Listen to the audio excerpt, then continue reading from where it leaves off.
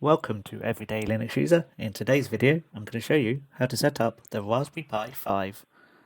Hello, so here we have the Raspberry Pi 5 and you'll see that I've attached the heatsink here onto the Raspberry Pi 5. We've got various ports here. So if I look here, we've got the two USB ports, the blue ones, the USB 3s. You've got the normal USB ports and the Ethernet port here where my finger is, and on this side we have the power socket, and we have two mini HDMI ports. So that's your Raspberry Pi. So we're going to install, we're going to set it all up, and we're going to put the default Raspberry Pi OS on there, and we're just going to do it with the basic way. So what I've got here, this here is an SD card. It's a standard SanDisk SD card, micro SD, and that essentially slots into, you would slot it into this thing here and you push it all the way in. So you can see that's in there. But before you can do that, you obviously need to put an operating system on there. So we're going to take that out for the time being. Let's look at the case that came with the Raspberry Pi. You might have got yours separately, but essentially we've got two parts to it. You've got the white bit with the fan on top, and then we've just got the red base. So what I recommend doing here is you've got the fan here, and what's not immediately obvious is where you plug that in. So if I point there on your Raspberry Pi, that may have a cover on it. So what you have to do is you can use a pair of tweezers, or you can get your fingers underneath and you can pull that off, and that'll leave a gap for the fan here to slot into. Now that's not immediately obvious. It might be to some people, I guess, but you might think that it's one of these two ports here, and they're not for that purpose at all. These other things are for cameras and other accessories, and then you've got the I/O pins as well. So what I'm going to do is I'm going to set the case up. So you put the Raspberry Pi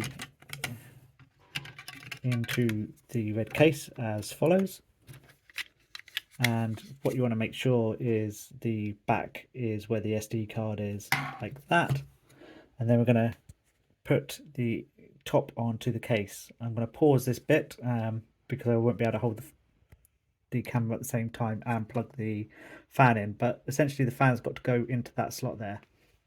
So that's the Pi in the case, and you can see the USB in that side, and if I turn it around you can see I've got access to the SD card slot, and it's slightly raised for air purposes, so that's correct. Now what you will also need is the power supply. So here is an official Raspberry Pi power supply, and what you have to do is you obviously plug that into the wall, and you plug this end into this slot here. It's not easy to do with one hand, as so. So you plug the other end into the wall, and the other thing you will need is a micro HDMI to HDMI port cable. I have one of these, so you can see it's got the small end here, and then the other end is a standard HDMI port, and so that end goes into your monitor and the small end goes into one of these two slots. You probably want to use the left hand one, and that end goes into that port there as shown, and the other end goes into your back of your monitor. So that's how you set up the Pi. The next stage is setting up the SD card. So what you'll need to do is take this micro SD card, and you'll need an SD card reader on your computer. So you might need an adapter to plug this into. some computers actually have a micro SD port on it, and you can insert that straight into the micro SD port. But you'll need some sort of SD card reader in your computer to be able to write to this SD card. So I'm going to show you how to do that now. If you haven't got a SD card reader, you can buy one of these on Amazon. It's about £3.50 or something like that, so really quite cheap. And all you do is you get your micro SD card, and you can see I've got a number of them spread around, and you take that and press into the side here,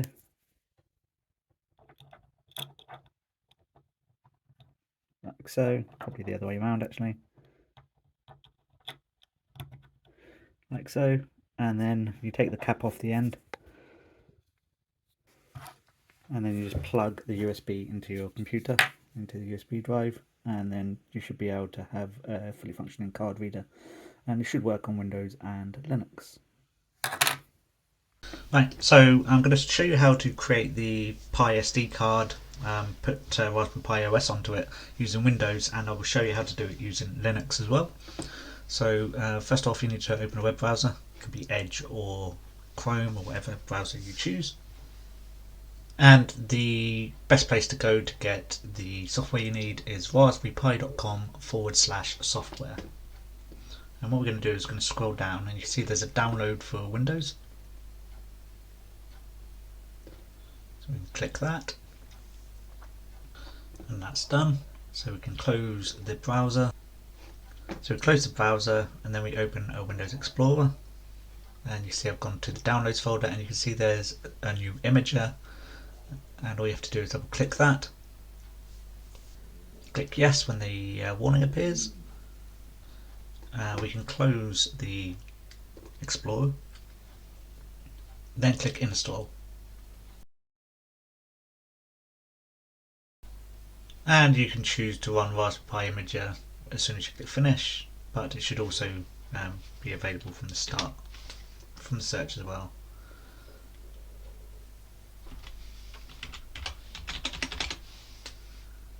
As you can see there, so I can click open there. But I'm not going to do that, I'm just going to let it run by clicking finish here.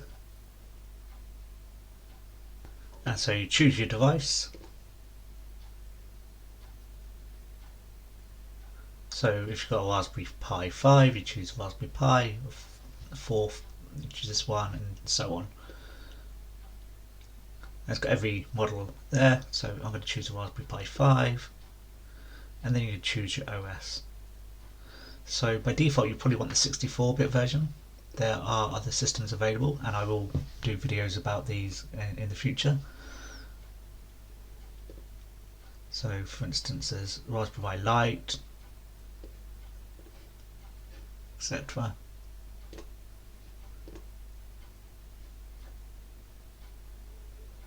And then we've got other general purpose OSs, so you can do Ubuntu desktop. And then you've got other specific purpose OSs, so Kali, Moodlebox for instance. And then you've got Android.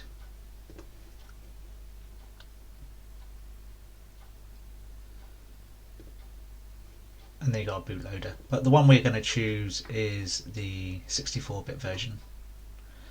And then you choose your storage. Instead of only put an 8GB card in, it should be big enough for running Raspbian. Ideally you want a 1632GB one, so I'm going to choose that, and then I'm going to click next. It asks if you want to apply customization settings. I'm going to say no. A warning will appear saying that all data is going to be erased, so I'm going to click yes. And it's going to download the image, and it's going to write it to the USB drive, or the SD card. You can go away for a while, maybe 15-20 minutes or so, because this will take a while to run. Right, so when the process finishes, you'll see a message like this, and it says you can remove the SD card from the reader. And so if we click continue, you can now put the SD card into your Raspberry Pi and boot it up. If you're a Windows user, you can now skip to the time that's shown underneath, But now I'll show the Linux users how you can install Raspberry Pi Imager using Linux. So here we are on my Linux PC. So this is running Xubuntu, but I'll show you basically what you need to do for as many as I can. Some of them I'll show you the commands without actually running them, because obviously I'm running Xubuntu, so I can only run on here. So here we are at the Raspberry Pi OS download page again. If you've got Ubuntu, you can actually just click here, download for Ubuntu, and that gives you a Debian package. So I can now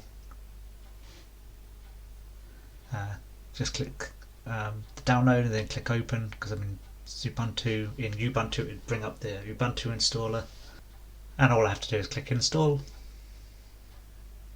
type in my password, and it's now available, and I can click open.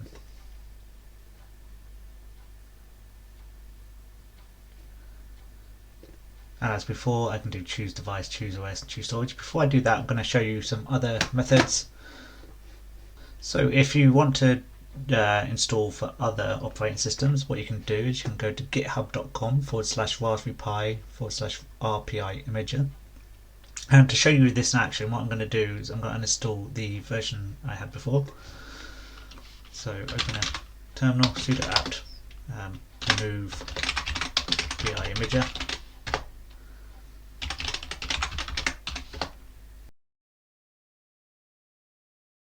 I'll clear that. So this gives you all the commands you need to install the software. So basically you need to install all the dependencies. So we're going to do that here. Just copy that and paste it in, right click to paste, and it gives you a warning saying that it's going to do something, which is quite a good feature. But I'm going to say yes to this,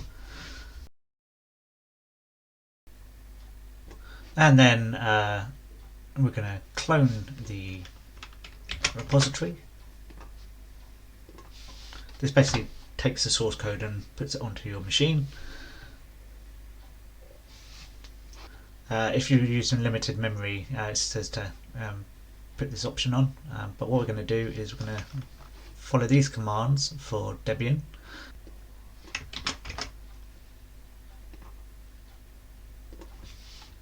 CD into there and then build it.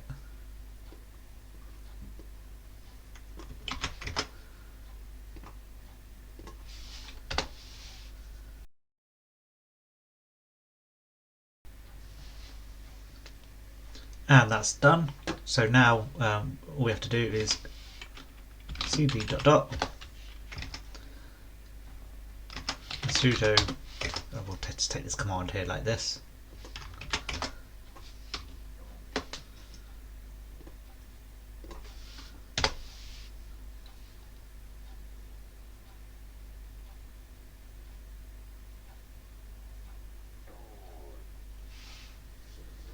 And with that installed, you should be able to now just type RPI Imager,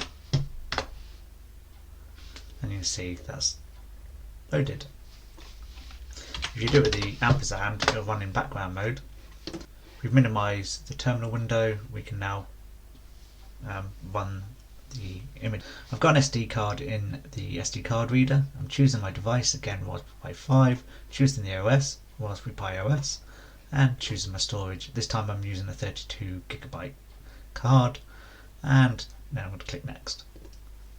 And again I'm going to say no to applying customization settings, and yes because it's going to wipe the entire drive, and type in my password. So obviously if you're using Ubuntu, you would use just the download from the website. If you're using any of the others, you can use the GitHub page. There's also probably a FlatHub for Raspberry Pi Imager. So if you've got Flatpak installed on your machine, you can use the FlatHub to install it that way. There's also a snap package for the Raspberry Pi Imager. So there's multiple ways of installing Raspberry Pi Imager. The hardest way is using GitHub. The easiest way is probably using FlatHub for any other distro other than Ubuntu. So yeah, many ways to install Raspberry Pi Imager. So as before with the Windows version, you'll get this message saying you can now remove the SD card and put it into your Raspberry Pi. So that's what we're going to do. We're going to put the card into the Raspberry Pi as I showed you earlier, and then we're going to boot the Raspberry Pi. So apologies if the quality is not quite as good at this point. I'm having to use my phone to record this. I can't SSH onto it or use a virtual box for this. I have to show you using the camera. So you can see you've got this message here, welcome to the Raspberry Pi setup. You can click next. It's asking you for your country, so in this case United Kingdom. It's already picked that correctly for me. The language I want to use, which is British English, and it's chosen my time zone as Belfast, which isn't quite correct. London's probably the better option. Then click next, and then you can set up a username. So I'm going to, and you can type in a password. If you want to see the characters of the password, you can unhide, and you can see that's what it will do. I'm going to hide the characters and set a password.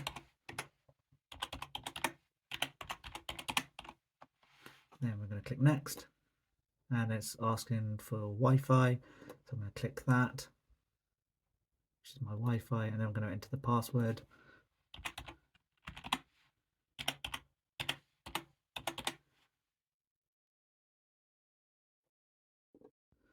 It now asks which browser you want.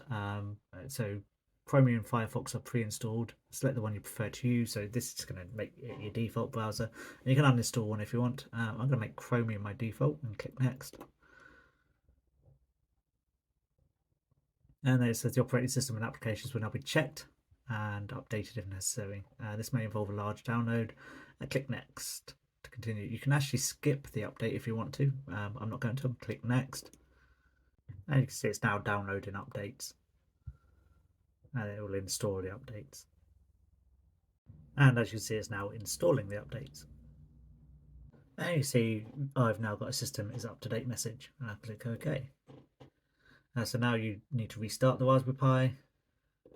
So here we are, back off shaky screen now. I'm on the Raspberry Pi, and you can see I'm at the Raspberry Pi desktop. So that's really the end of the video for today.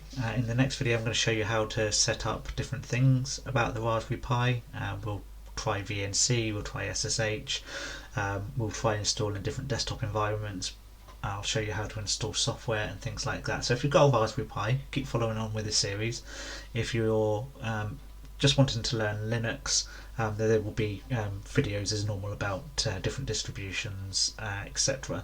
So some of this is going to be Raspberry Pi, some of it's going to be pure Linux, but we're going to continue next year as we were before. And I hope you enjoyed the video. If you did, hit the subscribe button, hit the like button, and I'll see you next time on Everyday Linux User.